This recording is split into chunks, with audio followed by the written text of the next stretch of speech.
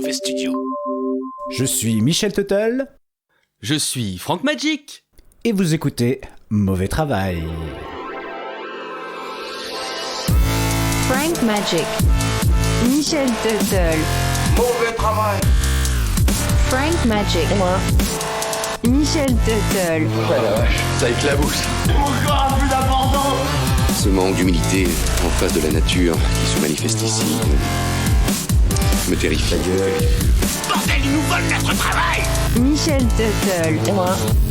Mauvais Travail. Frank Magic. C'est pour prouver qu'on peut prendre de l'antibiotique dans le barouche. Bien sûr. Il y a trop de personnes qui disent « Ouais, on prend de l'antibiotique avec de l'eau ». Bonjour à toutes, bonjour à tous et bienvenue dans Mauvais Travail épisode 16 intitulé The Greatest Movie Show on Earth. Et aujourd'hui malheureusement je suis seul car j'ai malencontreusement fait disparaître Frank Magic lors d'un gala de magie mais... Eh mais non, je suis là moi Michel. Je suis là. Bah oui dis donc, comment ça va mon kiffrant, t'es là? Ça va très bien, je suis chaud pour l'épisode 16, on est parti mon gars. Ouais, alors juste avant le sommaire, je voudrais faire un peu de promo pour Mey, M-E-Y, qui a sorti un single en 2021, ça s'appelle Help, et vous trouverez ça sur toutes les plateformes de streaming. Alors c'est la prof de musique d'un petit mauvais, et elle a besoin qu'on lui envoie de la force, parce que c'est vraiment cool ce qu'elle fait d'ailleurs. Elle devrait bientôt sortir un album, évidemment vous retrouverez le lien en description de l'épisode. Streamez-moi ça fort. Et maintenant Francky, c'est l'heure du sommaire, n'est-ce pas? Exactement, c'est parti. C'est un épisode sur les joies du charlatanisme lorsqu'il permet de divertir son monde avec un mauvais dossier consacré à Monsieur Phineas Taylor Barnum, connu comme le plus grand showman, un pro de l'exploitation de l'humain et de l'animal. Pour couper un peu avec cet univers un peu glauque, on va jouer à un tout nouveau jeu. Une idée à toi, Michel, le Mari Popo Bispo. On reprendra le dossier Barnum, et puis je vous raconterai mon dernier rêve, encore une fois inspiré par le travail sur notre mauvais dossier. Et puis ce sera les tutos de Prunax et Clownax. Non. Si, c'est le retour. On nous a envoyé une archive inédite, alors on va vous la passer évidemment à la fin de cette émission. Et pour finir, pas de mauvais témoins parce qu'on n'en a pas, à moins qu'on en trouve un d'ici le bouclage de l'épisode, on verra bien, ce sera la surprise. Avant tout ça, un artiste Mauvais Studio va faire son retour dans la séquence musicale, mais à présent, on va passer au mauvais travailleur du mois. À toi, Michel. Tout à fait, et mon mauvais travailleur du mois est un Britannique de 74 ans du nom de Paul Bishop qui a vécu une aventure bien malheureuse lors de ses vacances dans la station balnéaire de Benidorm alors qu'il avait 63 ans. À mes yeux, c'est un magicien, vous allez voir. Un jour, alors qu'il avait mal calé son dentier lors d'une soirée bien arrosée au cidre, il vomit dans une poubelle, faisant ainsi disparaître ses dents. Un de ses amis témoigne. Quand nous nous sommes dirigés vers le prochain bar, mon ami s'est tourné vers moi et m'a demandé où sont mes dents, bordel? Les compères ont cherché les précieuses ratiches, mais impossible de remettre les mains dessus. Paul doit alors se faire à cette idée. Je ne reverrai plus jamais mes dents, nom d'un petit bonhomme! Il était loin de la vérité, car son dentier est réapparu 11 ans plus tard. Un jour, alors qu'il va chercher le Time dans sa boîte aux lettres, il retrouve un petit colis et surprise, lorsqu'il ouvre le truc, il voit apparaître son dentier. Ce qui s'est passé, c'est que le fameux dentier a été retrouvé dans une décharge espagnole et grâce à son ADN et son adresse, à partir de fichiers britanniques, le propriétaire a été retrouvé. Je vous invite à aller voir la photo du monsieur, fier, posant avec son dentier. On mettra bien sûr le lien dans la description de l'épisode. À toi Francky avec tes mauvaises travailleuses du mois qui sont un peu un mini mauvais dossier. Merci Michel. Eh ben j'enchaîne avec une histoire qui a une certaine affinité avec le mauvais dossier du mois. Du coup, on va prendre le temps. J'ai 3 pages sur les sœurs Fox, mauvaises travailleuses depuis toutes jeunes, mais qui ont fini par faire du bon travail contre l'obscurantisme. Malheureusement trop tard. Maggie et Kate Fox naissent en 1836 et 1837 et leur grande sœur Léa en 1914. Papa est pasteur et alors que les petites ont 10 et 12 ans, la petite famille quitte la ville de Rochester dans l'état de New York pour emménager dans une ferme à Hydesville à 50 km de là. Maggie et Kate apprennent que la demeure est réputée hantée.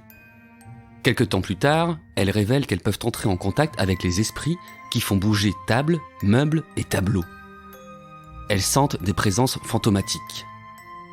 C'est le soir du 31 mars 1948 que Maman Renard, je veux dire Madame Fox, va être témoin du pouvoir médiumnique de ses filles. Elle lui affirme qu'elles peuvent communiquer avec le diable, Mr. Splitfoot.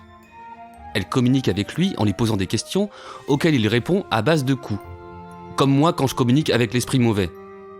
Esprit mauvais, si tu es avec nous dans le mauvais studio, tape 3 fois.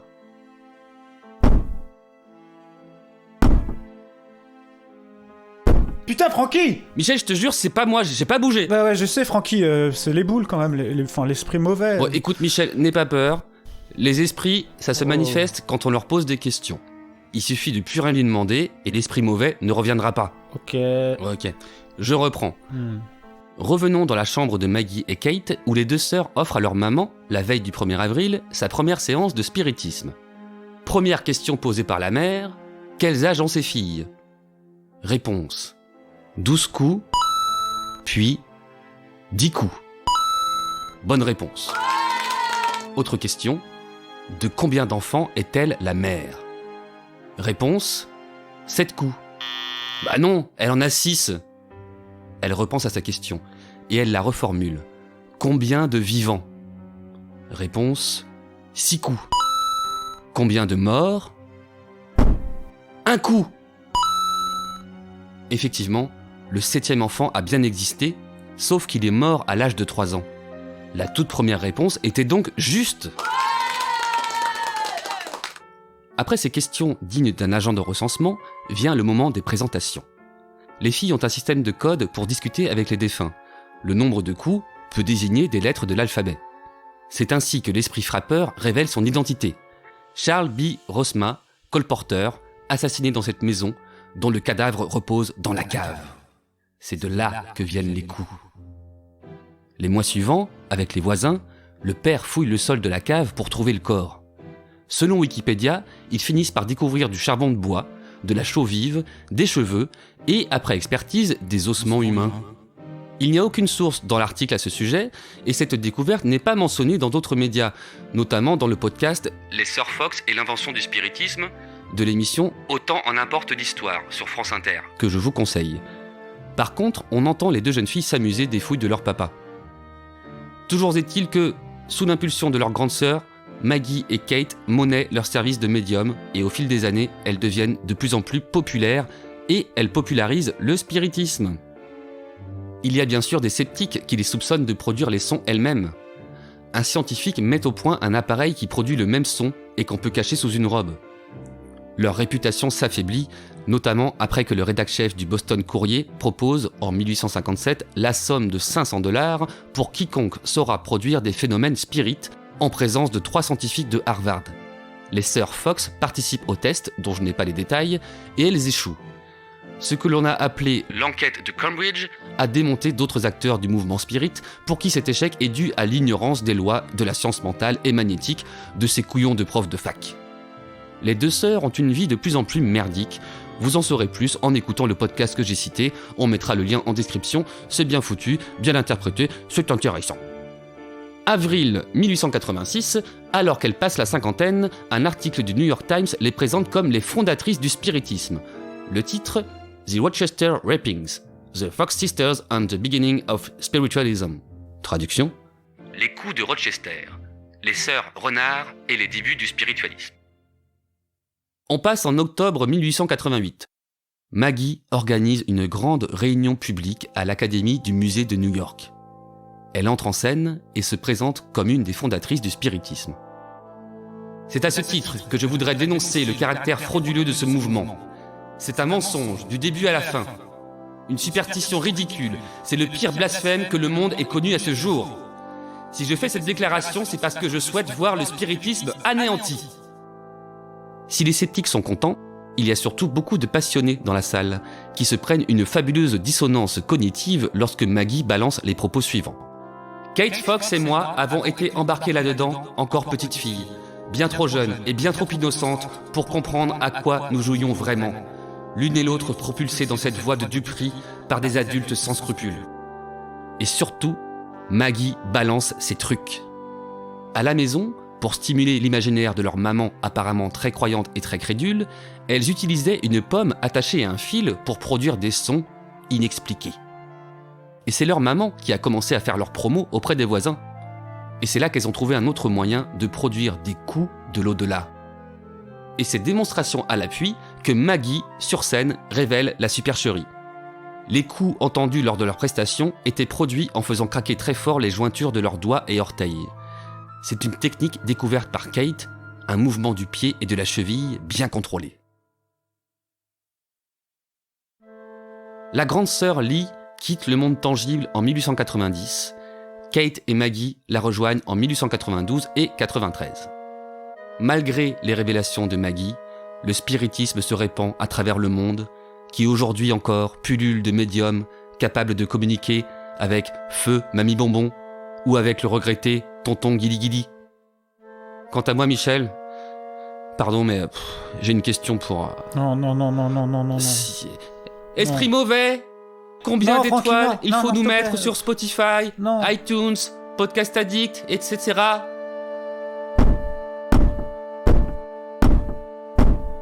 Le maximum, quoi. Je dis ça au cas où un jour il passe à 10 étoiles maxi. Ouais, 5 étoiles, ça nous permettra d'être mis en avant par les algorithmes qui ne savent pas encore nous écouter. Sinon, ils nous mettraient eux-mêmes 5 étoiles. Merci, esprit mauvais. Tu vois, Michel, il est mauvaisement mauvais, alors c'est un esprit gentil. Ça fait plaisir. Eh oui.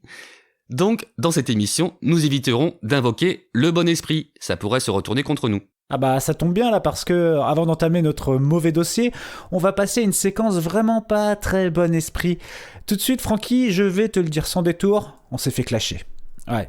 Un artiste qu'on a bien aidé se retourne contre nous. Il s'agit de Wyclef Jambon qui tire à tout va sur nous et sur tous les artistes Mauvais Studio. Et comme on est sport, eh bien on va se l'écouter, ce monstre que l'on a créé avec son dernier son, Pot de Clash, pour vous, maintenant, dans Mauvais Travail. Hey yo, c'est Wyclef. Je reviens remettre l'église au milieu du village. Et ouais, trop de chanteurs font des carnages. Maman, je t'aime. Eh mon gros, tu es le mec qu'on appelle maître chien. Toujours à pleurer, mais moi aussi je t'aurais largué. C'est quoi ces vocalistes, t'es pas à l'opéra hein. Encore un morceau sur UFO et je viens te chercher. Et l'autre rappeur imbécile qu'on appelle oreille sale. C'est qui cet abruti, je comprends rien de ce qu'il braille. Tu rappes comme mon cousin, celui qui ne parle qu'en braille. Je comprends pas l'idée ni ta place dans Mauvais Travail. T'as bien su, je t'ai pas oublié. Je me souviens quand je t'avais croisé, ou devrais plutôt dire croisé. Tes propos, je les ai oubliés. Tu réclamais toute ma monnaie, mon nom que tu voulais besogner. J'écouterai jamais ton CD, jamais je te filerai un denier. Ta place est te désigner, ça se passe au fond de mon grenier. T'es diffusé par Charité, tes places de concert j'ai cramé. Personne ne les avait acheté, ta musique est juste bonne. Acheter le talent, tu peux pas l'acheter, prends tes responsabilités. Mauvais studio, mauvais studio, mauvais studio, tous des clodos. Mauvais studio, mauvais studio, mauvais studio, tous des charlots. Mauvais studio, mauvais studio, mauvais studio, tous des charlots. Mauvais studio, mauvais studio, mauvais studio, des rigolos. Eh vous de là-bas, vous croyez que je vous avais pas vu? Tremblez des fesses. Vous m'avez peut-être oublié, mais moi, je vous ai pas oublié. Oh Magic, Michel Tuttle, personne ne vous connaît. Et plus j'entends vos émissions, plus je me dis c'est claqué. Une saison c'était déjà trop, pas troisième, je vous en supplie. Y a déjà trop de podcasts pourris. Ajoutez vos conneries, dégagez de la bande passante, promis, je vous lâche un sac de riz. Et si ça suffit pas, je viens avec toute la cavalerie. Magic, Franck et Michel Tuttle, je ne suis pas seul. On est des centaines à vouloir voir vos tronches en puzzle.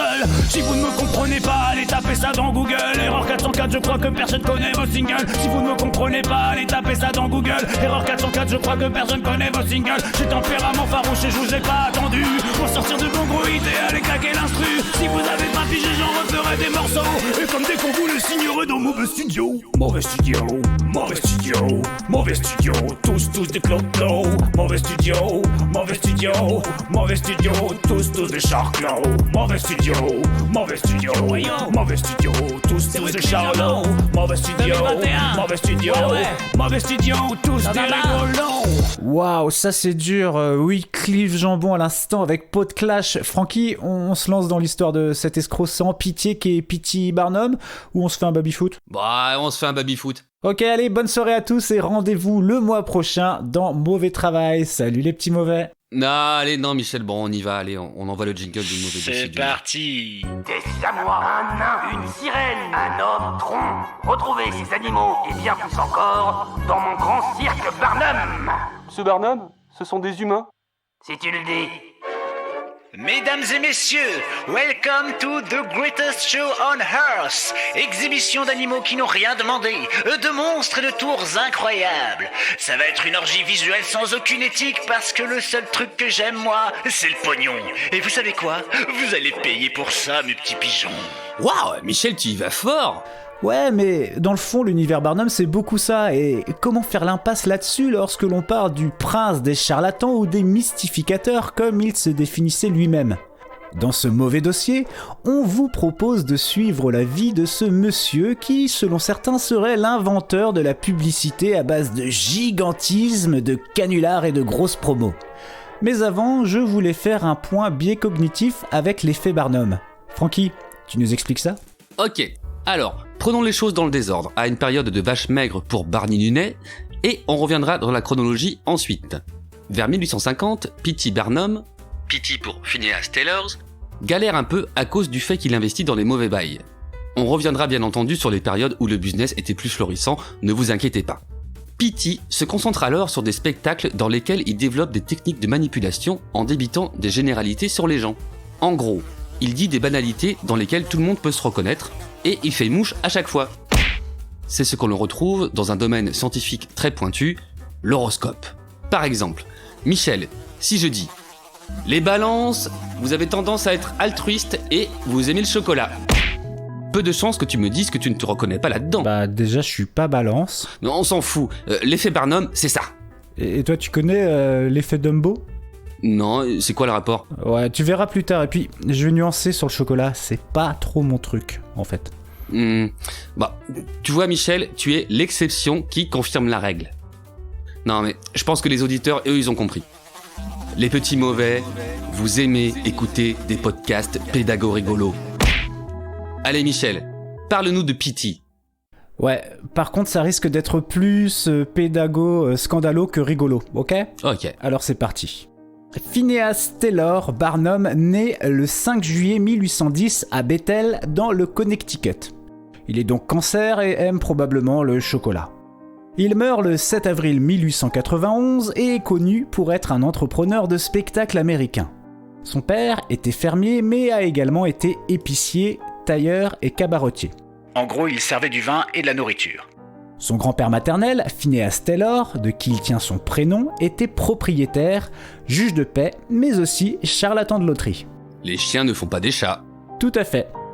P.T., le petit, lui, à la mort de son père en 1825, se trouve un taf d'épicier chez un membre de sa famille et devient brasseur. C'est d'ailleurs à ce moment qu'il découvre les spectacles de montreurs d'animaux et le théâtre.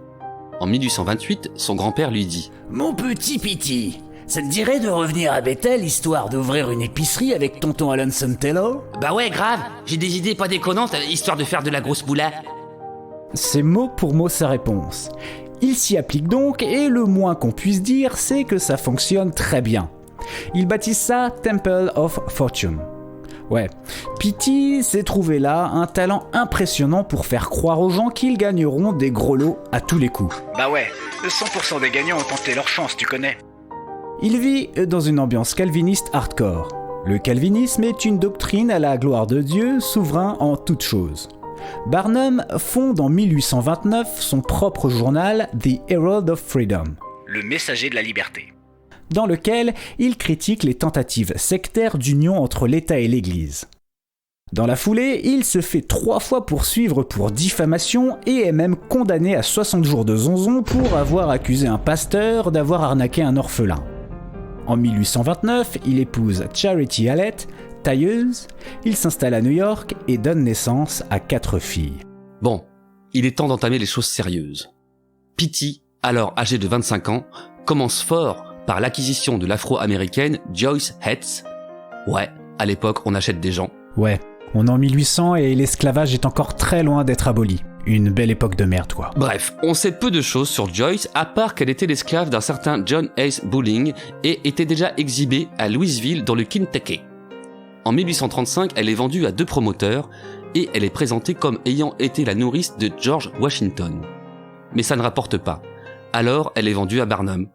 Les affiches du sombre spectacle de Barnum annoncent Joyce S. est sans aucun doute la plus étonnante et intéressante curiosité du monde. Elle était l'esclave d'Augustine Washington, le père de George Washington, et a été la première personne à mettre des vêtements sur l'enfant encore inconscient qui, après des jours et des jours, a conduit nos héroïques pères à la gloire, à la victoire et à la liberté.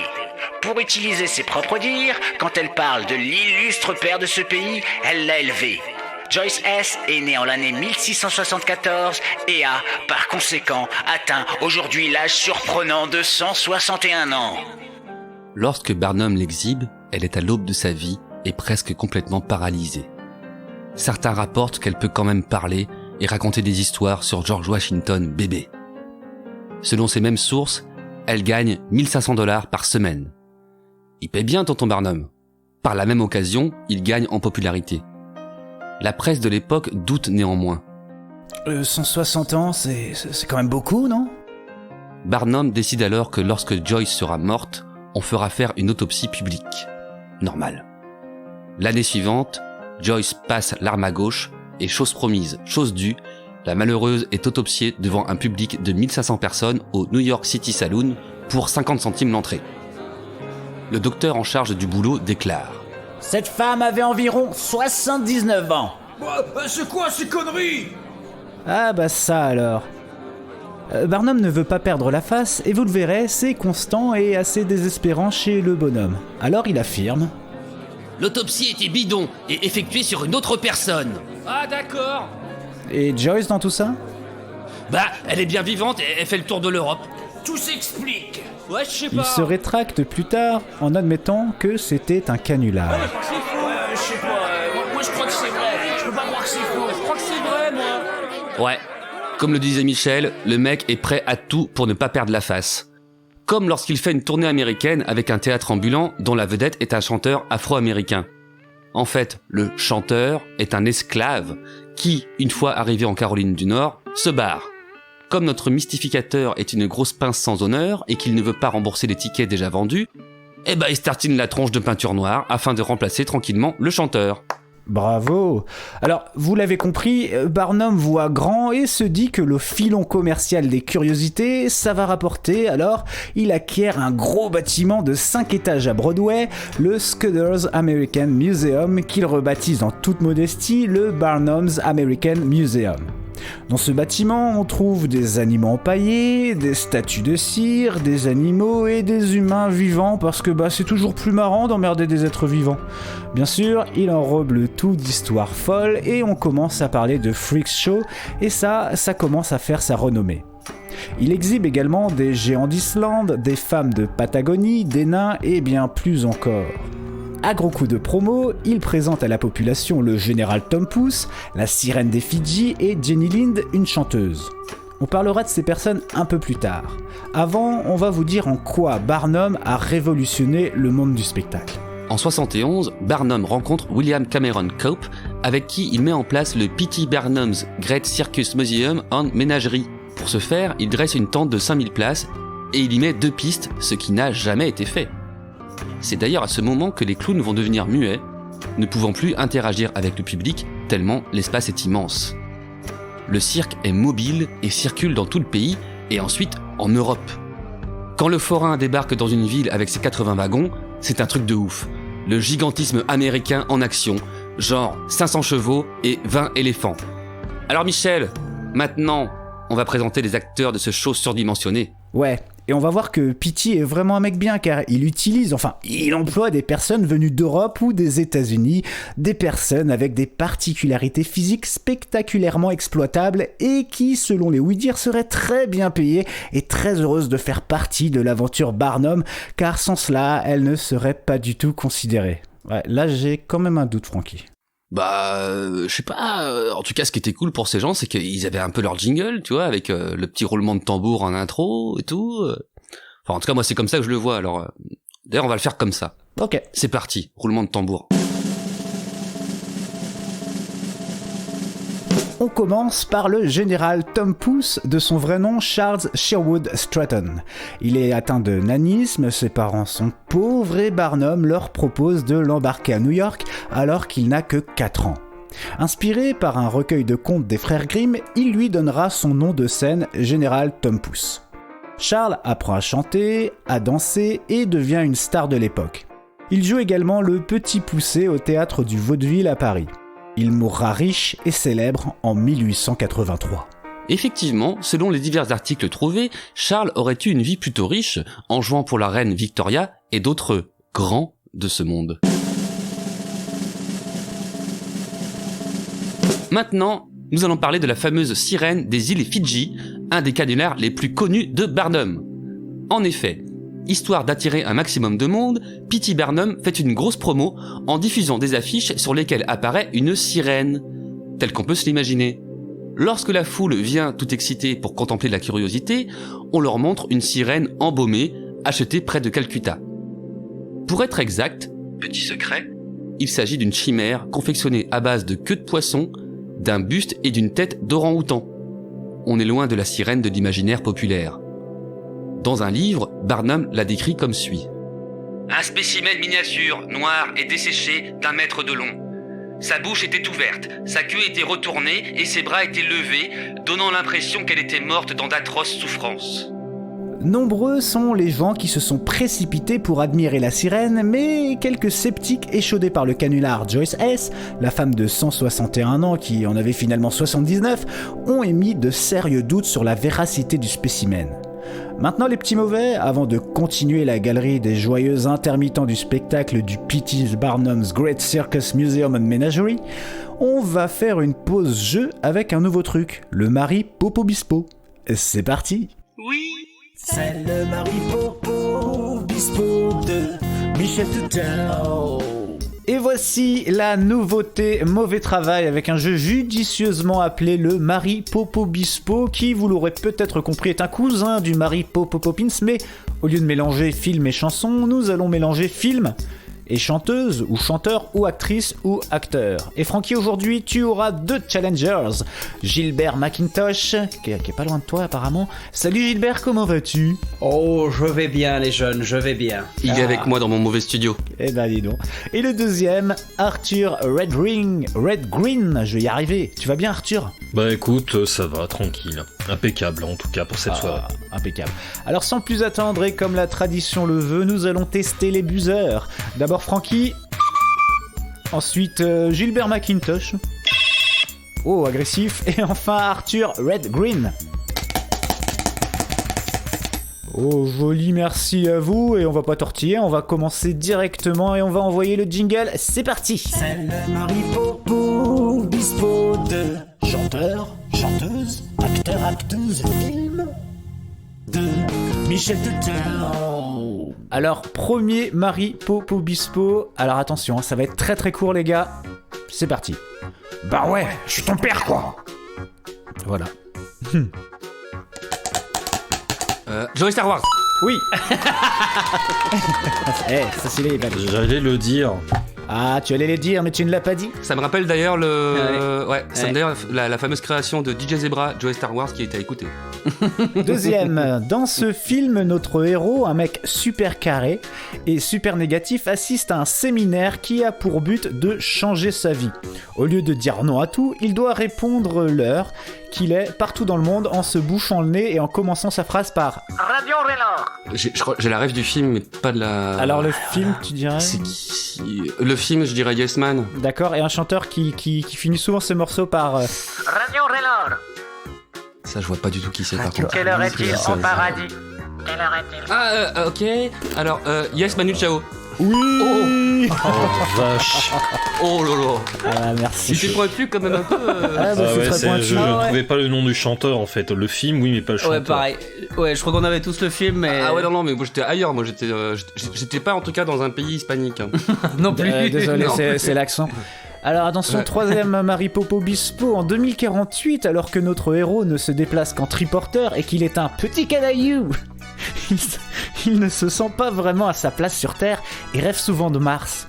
Obsédé par cette idée, il décide de se faire implanter un souvenir factice d'une société bizarre spécialisée dans ce domaine. Alors j'ai le film. Oui, j'ai le film aussi. Est-ce que vous avez l'acteur ? Petit canaillou. Attends, bah. Ah, Arthur, t'as un truc ? Alors je vais tenter AI Bourville. Non, Petit Canaillou, le triporteur.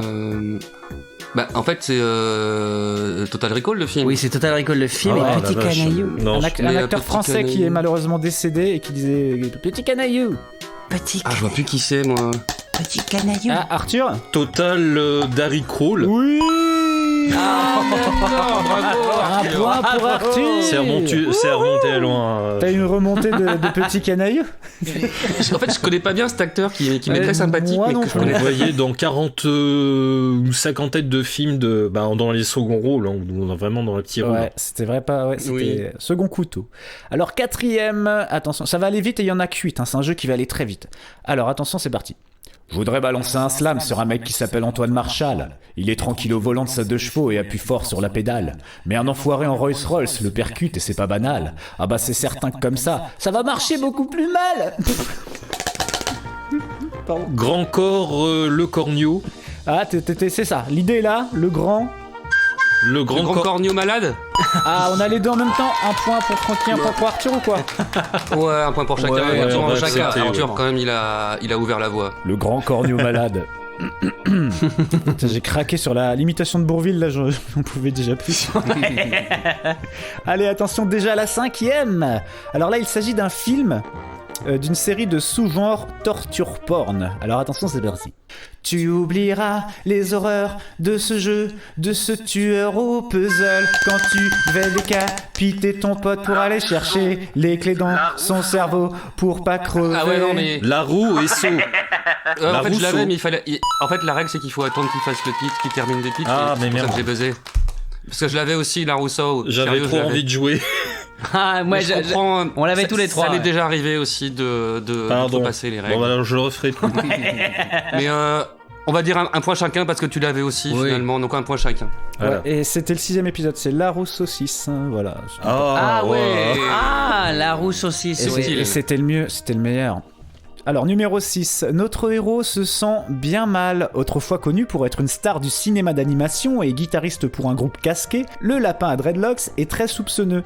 Ouais, il pense que sa femme, Jessica, le trompe. Le studio engage donc un privé pour découvrir qui se cache derrière cette histoire pas très chic.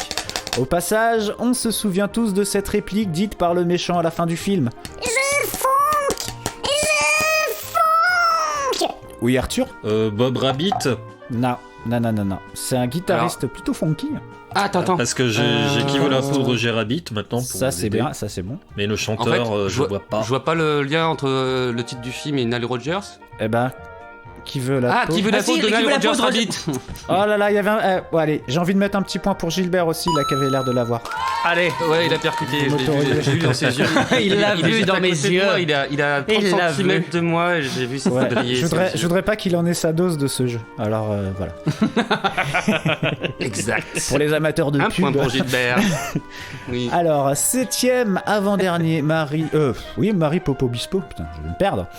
Jack Torrance, gardien d'un hôtel fermé l'hiver, sa femme Tamara, qui est assez timide, et son fils Danny s'apprêtent à vivre de longs mois de solitude, car l'hiver arrive, et ils vont vite se retrouver isolés, parce que l'hôtel est loin dans des routes escarpées. Danny, qui possède un don de médium, est effrayé à l'idée d'habiter ce lieu. Il en parle à sa mère, et celle-ci répond « Et alors ? Mais qu'est-ce que ça fait ?» Alors moi, je pense que j'ai pas la règle de la chanson. Shani Mae. Non, c'est une femme, elle s'appelle de son vrai prénom Tamara. Ah, ok, attends. Ouais. Shining. Shining. Bien joué, Franck. Shining. Ah, elle s'appelle Shine. Oui, elle s'appelle Shine. Ah, j'avais pas la référence. Ben moi non plus, mais j'ai compris. Donc là, Francky, pour l'instant, tu écrases la concurrence et c'est le dernier Marie Popo-Bispo. Je compte sur l'ami Gilbert. Il est chaud, Gilbert.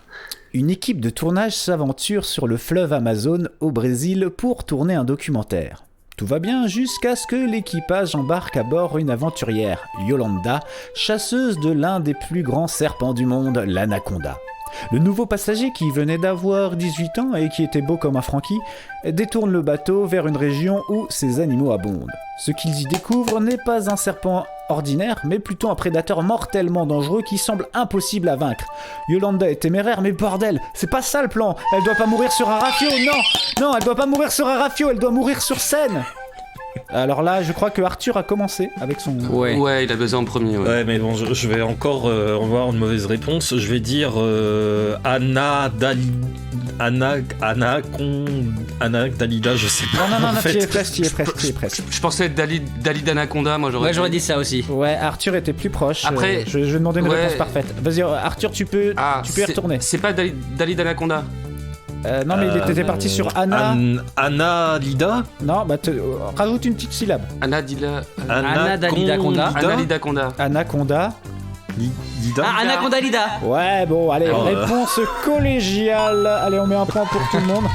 Gilbert, Arthur, Francky. En fait, t'as réussi à nous faire un jeu de mots uniquement sur le da. Ouais, quoi. puis alors, il était difficile à trouver celui-là. T'es un escroc sur ce coup-là, Michel. T'es un putain d'escroc. Bon, arrêtez, vous voulez le voir ce film? Tu le garderas au montage, vous ça. Voulez pas le voir, On l'a vu ce film, hein. Je l'ai vu plein de fois.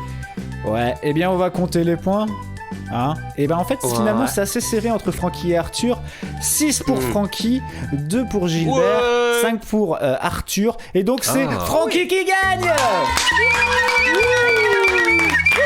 Merci à tous. Merci les gars. Merci pour votre bonne humeur. J'espère vous retrouver bien vite parce que c'était cool. C'était court mais c'était bon. Arthur, un petit mot au petit mauvais. Un petit mot pour les petits mauvais avant de quitter. Je me suis bien débrouillé donc ça va. Il y a vraiment pire comme score. Du coup tu partageras. Voilà, je partagerai avec la femme de l'amitié. Voilà, merci et Arthur. Gilbert, est-ce que tu as un petit mot pour les petits mauvais? Eh bien, après cette deuxième défaite sur 2 participations, je dirais que j'en ai vraiment ma dose. Oh putain. Moi je vous invite à penser à écouter cette voix, elle vous rappellera peut-être quelque chose.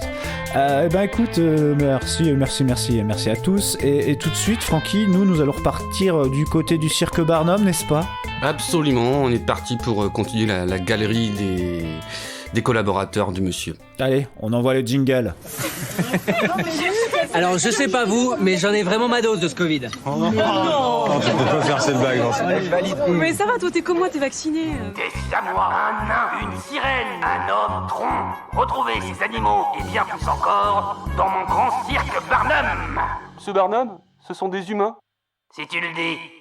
Nous continuons d'explorer la galerie de collaborateurs du plus grand showman, P.T. Barnum.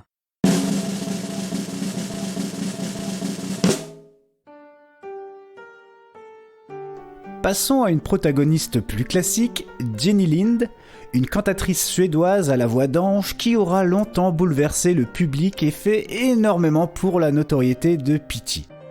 À 10 ans, elle assure 400 représentations à l'Opéra Royal de Stockholm. Elle est l'élève du compositeur Adolf Fredrik Lindblad qu'elle considère comme son père. Plus tard, elle taille la route, ça l'éloigne des avances de son papa mentor. En 41, elle met en pause sa carrière pour des raisons de santé. Vers 45, elle se produit entre la Suède et l'Allemagne.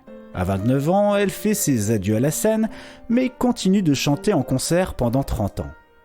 En 1850, elle rencontre Barnum et fait une grosse tournée organisée par le Forain. Barnum l'a fait jouer 93 fois et les retombées financières sont évidemment énormes.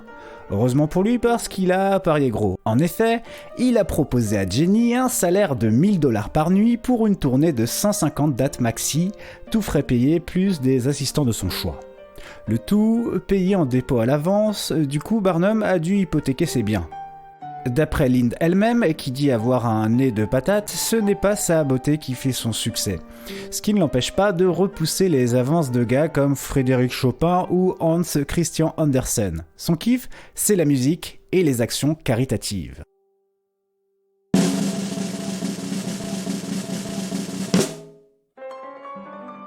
Continuons maintenant avec l'histoire de Cheng et Eng Bunker, nés dans le Siam, la Thaïlande actuelle, dont les parents sont d'origine chinoise. Il s'agit de 2 frères siamois. Des jumeaux fusionnés symétriques réunis par une partie de leur corps au cours du développement embryonnaire, à savoir au niveau du sternum et du foie pour Cheng et Eng. Sachez que c'est de là que vient le mot siamois puisque je vous le donne Émile, ils sont nés au Siam. Rapidement, ils sont repérés par Robert Hunter, un marchand écossais qui, comme Barnum a fait avec le général Tom Pouce, sera invité par Hunter, avec l'autorisation de ses parents, à participer à une tournée d'exhibition en Amérique et en Europe. Nos 2 jumeaux sont de caractères différents. Hank est agréable mais taciturne, il aime jouer aux échecs. Cheng, lui, est plus petit, agressif, aimant boire et entraîner son frangin dans les bas-fonds de New York. En 1839, ils deviennent américains et changent leur nom pour Bunker. C'est à ce moment-là que Barnum débarque dans leur vie en demandant aux médecins qu'ils croisent de se prononcer sur une éventuelle séparation. Barnum publie leurs opinions dans la presse locale, puis demande l'avis sur les conséquences légales de la séparation à des avocats. Il fait tout un Barnum autour de ça. C'est d'ailleurs à cause de lui que l'expression « faire tout un Barnum » existe. Merci Francky, fine déduction. Bah dis donc, c'est bien. Merci Michel. Il fait donc tout ce Barnum pour que tout le monde donne son avis afin de créer le débat pour toujours plus de publicité.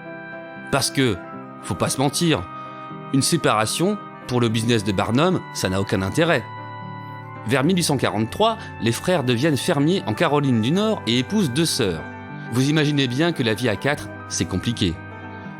Du coup, ils achètent 2 maisons et établissent un planning histoire de visiter les 2 femmes à tour de rôle à base de 3 jours chez l'une et 3 jours chez l'autre. Les frangines leur donnent 11 enfants chacune et en 2006, leur descendance représente 1500 personnes, toutes générations confondues. Plus tard, après une grosse engueulade, ils décident de se séparer. Mais malheureusement, il est trop tard. En 1869, Chang est frappé d'une hémiplégie. Il est paralysé pendant 5 ans avant de mourir d'une pneumonie. Ne pouvant être séparé de son frère, Hank meurt 2 heures après.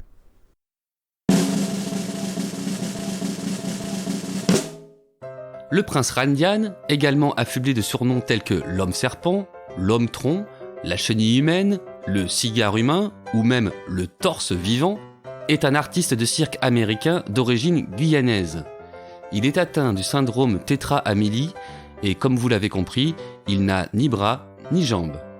Il est connu pour avoir joué dans le film Freaks de 1932. Dans ce long métrage, il fait une grosse performance, à savoir allumer une cigarette avec une allumette malgré son absence de bras. Vous verrez le film pour en savoir plus. Il décède en 1934 à l'âge de 63 ans.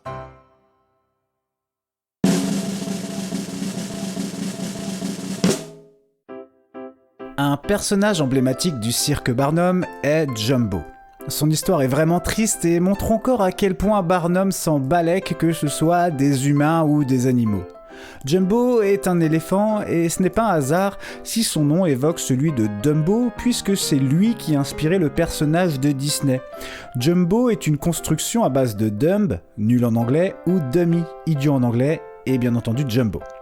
Jumbo naît vers 1861 en Abyssinie, l'ancien nom de l'Éthiopie.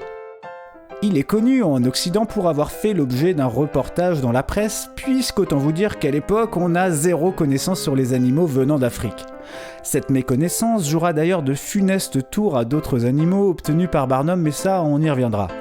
Jumbo sera ensuite importé, comme un objet, à la ménagerie du Jardin des Plantes, puis transféré à un zoo de Londres et enfin vendu pour $10,000 en 1882 à P.T. Barnum.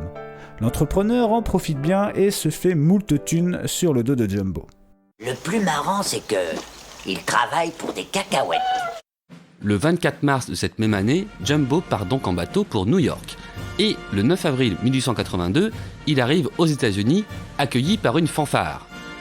Une parade de cirque le conduit par Broadway jusqu'au Madison Square Garden, entouré de milliers de New-Yorkais. Je n'ose imaginer comment Jumbo se sentait à ce moment-là. En 1885, Jumbo se trouve à la gare de St. Thomas en Ontario et, suite à une erreur d'aiguillage, se fait percuter par un train et meurt. Malheureusement, sa carrière ne s'arrête pas là car, même mort, l'éléphant peut encore faire gagner de l'argent à son propriétaire qu'il fait empailler. Et comble du cynisme, P.T. Barnum se procure une éléphante, Alice, qui vivait au zoo de Londres avec Jumbo, la présente comme la veuve de Jumbo et l'exhibe en compagnie de son défunt éléphant. Ouais, il a vraiment fait ça. Ok. Michel, si je ne m'abuse, tu parlais de Dumbo à l'instant, ouais. Et dans l'intro du dossier, tu faisais le malin avec l'effet Dumbo. Alors, vas-y Michel Majax, explique-nous. Oui, exact. Alors, l'effet Dumbo, c'est une notion de psychanalyse qui, en gros, se définit comme le fait de pouvoir effectuer une chose impossible à réaliser rapport au fait que, dans le film des studios Disney, le Dumbo, il doit apprendre à voler grâce à ses grandes oreilles et aidé par une soi-disant plume magique que lui a donnée sa pote la souris Timothée. Bon, l'effet placebo fonctionne, mais une fois qu'il a perdu la plume, il se rend compte qu'il peut voler sans. C'est bon pour toi ? Ok, Michel.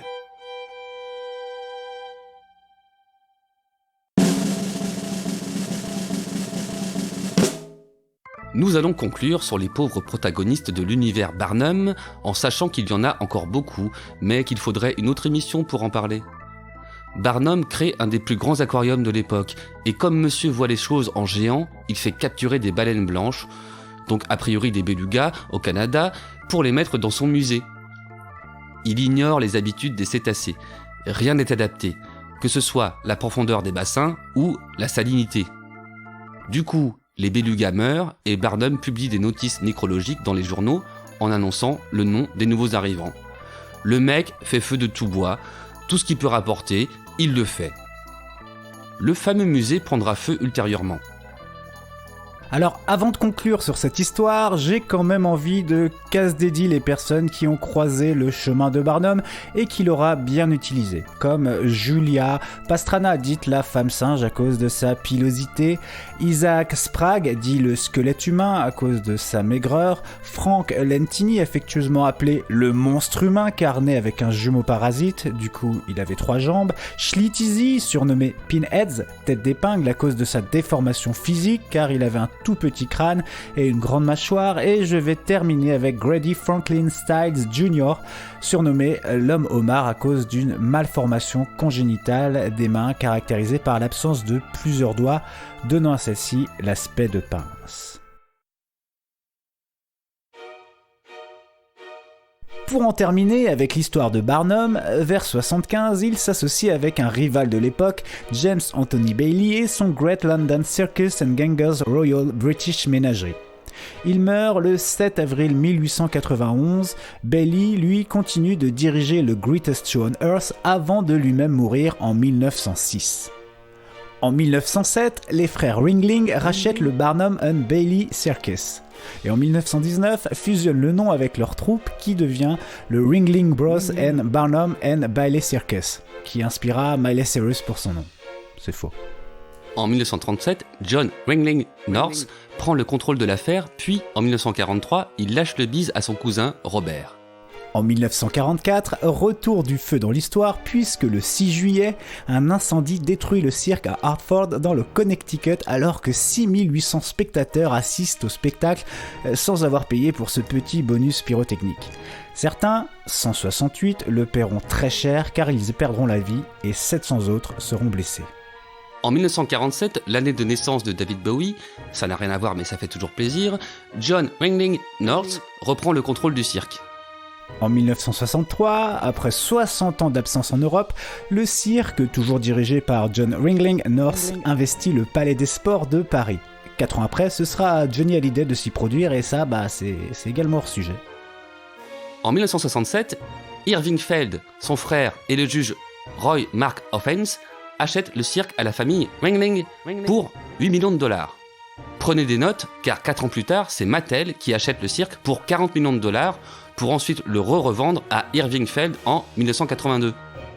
Le cirque, dont le spectacle repose en grande partie sur les perfs réalisés avec des animaux, est confronté pendant des années aux associations et organisations de défense des animaux qui réussissent à faire interdire le spectacle dans certaines villes. En 2014, après 14 ans d'années d'action en justice, Feld Entertainment obtient 25,2 millions de dollars de dédommagement de groupes d'activistes. En mai 2016, la direction du cirque décide d'enfin retirer les éléphants du programme et ceux-ci sont envoyés en Floride au Ringling Bros and Barnum and Bailey Centers for Elephant Conservation, lequel avait été établi en 1995. Le cirque cessera ses activités en mai 2017. PETA réagit à l'annonce de la fermeture par un message sur Twitter. Victoire! Après 36 ans de protestation, Ringling Bros Circus va fermer. Qualifiant le spectacle de The Saddest Show on Earth, le spectacle le plus triste sur Terre. Pour conclure, on va évoquer 3 films qui parlent de cet univers, chacun à leur façon. Alors d'abord, celui qui est historiquement le premier à montrer les coulisses de l'exploitation humaine des freak shows et à s'intéresser à ces gens, c'est le bien nommé Freaks de Todd Browning, sorti en France en 1932 sous le titre La monstrueuse parade. Le deuxième, que je n'ai pas vu, The Greatest Showman de Michael Gracey, sorti en 2017, donne une vision idéalisée de Monsieur Barnum lui-même, interprété par Hugh Jackman qui a porté le projet. Citation de Hugh. Ah, j'ai beaucoup lu sur lui. Il n'existe pas moins de 35 livres en anglais sur Barnum et toutes ces versions ne donnent jamais vraiment le même éclairage sur lui. C'est pour ça que nous avons décidé, Michael Gracey et moi, de ne pas coller à la vérité historique. Le problème, c'est qu'apparemment, le caractère empathique et éthique du type est très loin de l'idée qu'on peut s'en faire maintenant qu'on a fini ce dossier. Dans ce film, Barnum est présenté comme un philanthrope qui s'est sorti de la pauvreté, lui et sa famille, un mec paternel et bienveillant. Oh, nous n'avons pas cherché à gommer ses travers, mais si Barnum était un baratineur de génie, un battleur hors pair, même s'il a été très critiqué pour s'être servi des gens monstrueux, des handicapés, son action a été révolutionnaire. Tous ceux qui l'ont accusé d'exploiter les phénomènes de foire, la femme à barbe, les frères siamois, l'homme le plus grand du monde ou Tom Pouce, le nain le plus petit du monde, il a ouvert des portes, il a fait sauter des verrous et montré au monde des personnes qu'on cachait jusqu'à là, parce qu'elles étaient considérées comme des rebuts de la société, des malédictions divines. C'est Barnum qui a mis en lumière ces parias. Il les a fait briller et les a rendus célèbres. La reine Victoria a même reçu Tom Pouce à Buckingham Palace. Merci Hugh Jackman pour cette réflexion. La prochaine fois que je ferai faire des claquettes à un cul-de-jatte en public pour 2 francs 6 sous, je lui dirai qu'il me remercie de le faire briller. Je lui dirai que grâce à moi, quand les gens regarderont son parcours, ils auront besoin d'un pare-soleil. Enfin bref, je passe au 3e film, que je ne vais pas trop vous dévoiler, que j'ai vu tout récemment au ciné et que je vous conseille vivement, Nightmare Alley de Guillermo del Toro, adaptation du roman Le Charlatan de William Lindsay Gresham. On y rencontre un mec au passé flou, qui rencontre un genre de P.T. Barnum, mais joué par Willem Dafoe, et ça se passe au XXe siècle, dans les années 40. C'est beau, c'est thriller, il y a presque du fantastique, mais il y a surtout des mentalistes. Et à la fin, on se rend compte que c'est Bradley Cooper qui joue le premier rôle. Ça change vraiment la tête rasée avec la moustache. Putain, tu l'as spoilé? Ah ouais? Non, c'est vrai? Ah ouais? Non. Si. Tu peux pas faire ça au petit mauvais. Mais non, mais je te promets, en fait dès le début c'est lui, c'est juste que moi je m'en suis rendu compte qu'au générique de fin. Ah d'accord. Ah ouais? T'es sûr, hein? J'ai pas reconnu, non j'ai rien révélé du film. Allez-y. Ok, allez-y, hein. Vous avez pas été spoilé apparemment. Moi je prends aucune responsabilité, hein, je te le dis. Ah ouais, t'inquiète.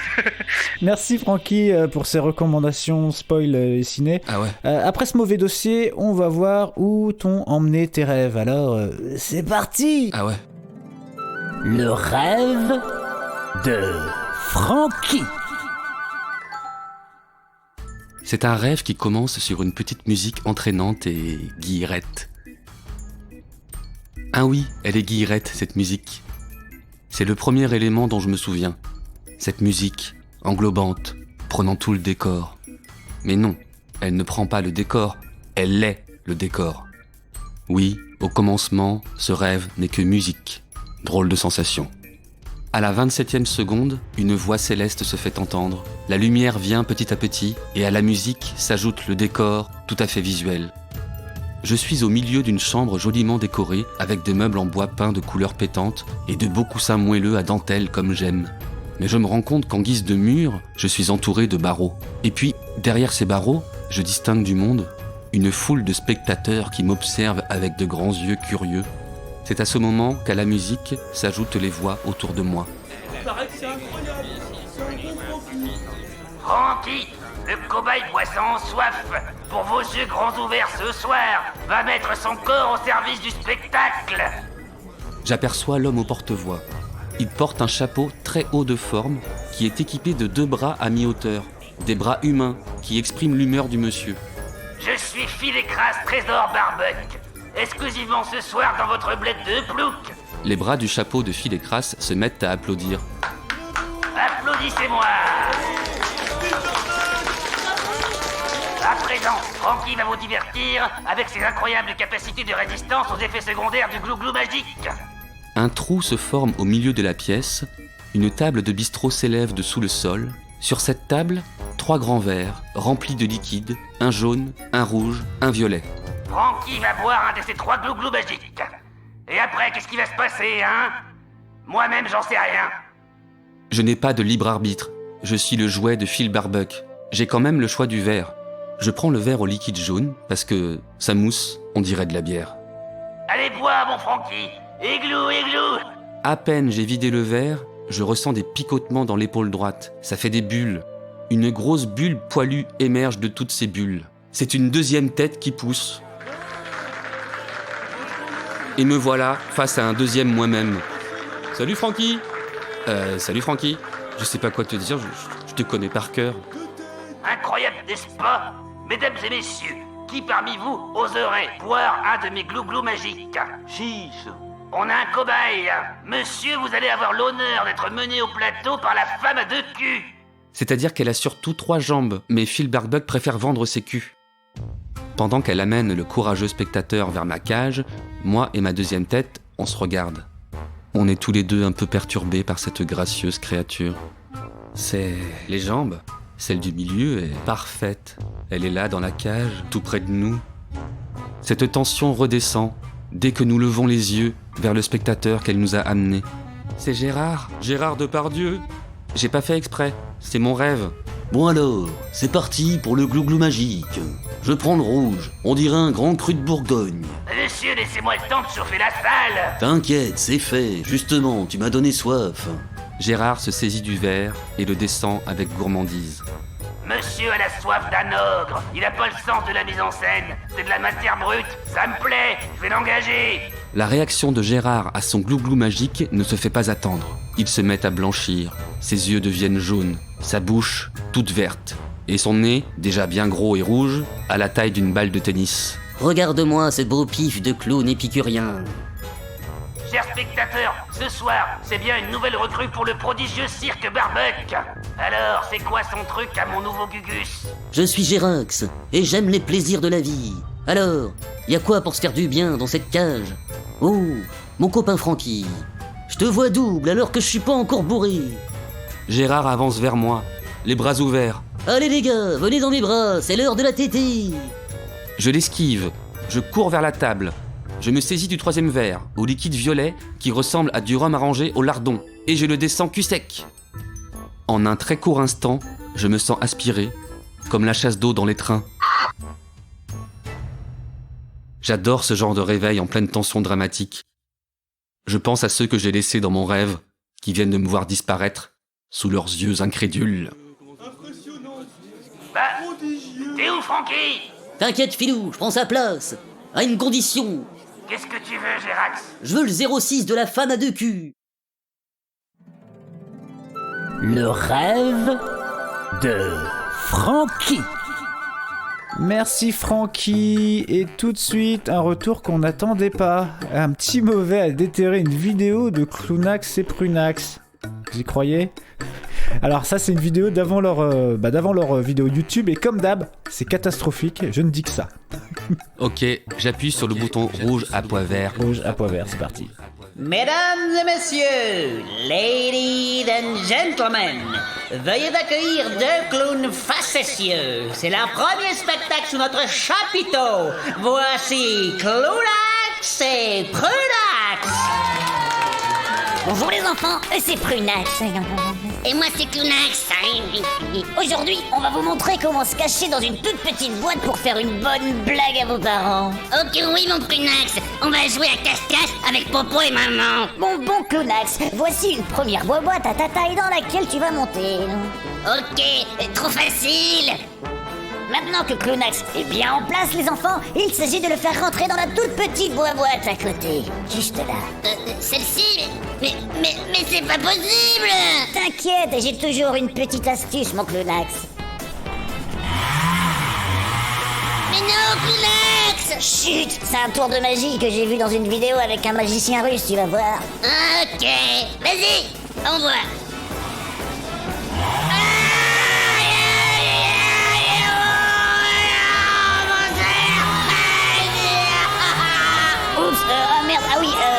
La boîte, fallait là. Oh, c'est une jambe, ça. Clownax, on se retrouve la semaine prochaine pour un nouveau numéro si on n'est pas viré. Ça pique un peu, là. Ils sont où, les enfants? Je vois plus rien. Petite fille, petit garçon, c'était le dernier spectacle de nos clowns facétieux. Veuillez applaudir Clownax et Prunax.